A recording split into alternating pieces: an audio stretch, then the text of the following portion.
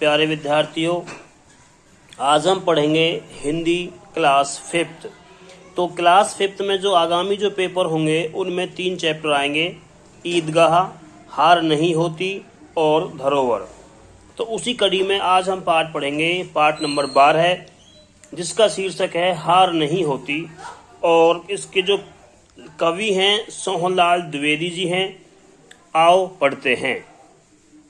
लहरों से डरकर नौका पार नहीं होती, कोशिश करने वालों की हार नहीं होती।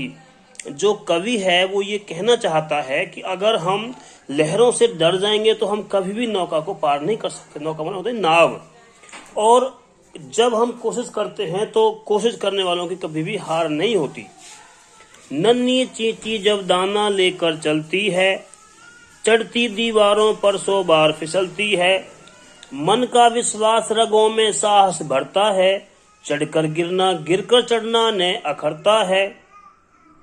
आखिर उसकी मेहनत बेकार नहीं होती, कोशिश करने वालों की हार नहीं होती। कवि ये कहना चाहता है, कवि एक उदाहरण लेता है चींटी का। कहता है कि नन्ही चींटी जब दाना लेकर चलती है, जब एक छोटी चींटी दाना लेकर के वो चलती है और वो दीवारों पर चढ़ती है, और कभी कहता है कि वो 100 बार फिसल जाती है, गिर जाती है, फिर भी अपने जो उसका मन का जो विश्वास है वो कम नहीं होता, और उसके रगों में, उसके खून में, उसके नस नस में साहस भरता है।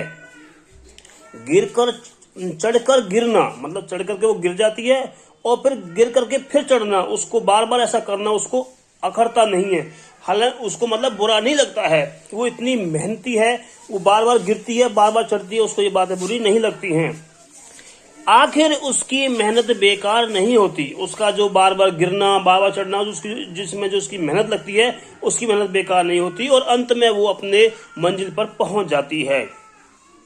इसलिए कवि कहता है, कोशिश करने वालों की हार नहीं होती। डुबकियां सिंधु में गोताखोर लगाता है, जा जाकर खाली हाथ लौट कर आता है।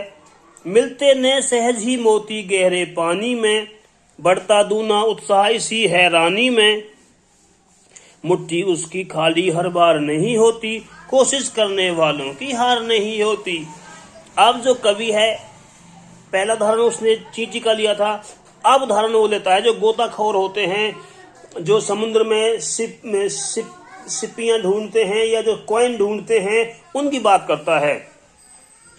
डुबकियां सिंधु में गोताखोर लगाता है। जो गोताखोर होता है वो समुद्र में डुबकियां लगाता है, जा जाकर खाली हाथ लौट कर आता है। बार बार डुबकी लगाता है, फिर लौटता है और खाली हाथ आता है।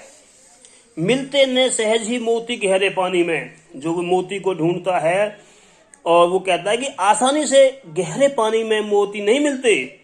बढ़ता दूना उत्साह इसी हैरानी में, और बार बार वो जाता है, वो थकता नहीं है, अपने उत्साह को दूना करता है, फिर जाता है, फिर जाता है। मुट्ठी उसकी खाली हर बार नहीं होती। कवि कहता है कि वो बार बार जाता है, मुट्ठी उसकी खाली होती है, लेकिन हर बार मुट्ठी खाली नहीं होती, कभी न कभी उसको मोती जरूर मिलते हैं। इसलिए कवि ने कहा है, कोशिश करने वालों की हार नहीं होती। आगे देख क्या कहता है कवि। असफलता एक चुनौती है, स्वीकार करो, क्या कमी रह गई देखो और सुधार करो। जब तक न सफल हो नींद चैन की त्यागो तुम, संघ का मैदान छोड़ मत भागो तुम। संघर्षों का मैदान छोड़ मत भागो तुम। कुछ किए बिना ही जय जयकार नहीं होती, कोशिश करने वालों की हार नहीं होती। कवि अंतिम पंक्तियों में हमें बिल्कुल ज्ञान देता है और समझाता है, बताता है कि असफलता एक चुनौती है, यानी कि हार एक चुनौती है, फेल होना एक चुनौती है। इसको स्वीकार करो और विश्लेषण करो कि हमारे अंदर क्या कमी रह गई है, उसे देखो और उसमें सुधार करो।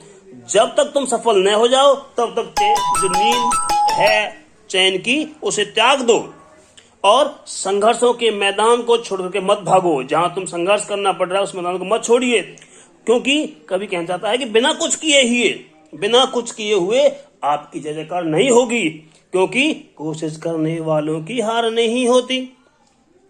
तो प्यारे बच्चों, मैंने आप इस पोएम को एक्सप्लेन किया है, आशा करता हूं समझ में आई होगी। आप थोड़ा इसके मीनिंग को देख लेते हैं।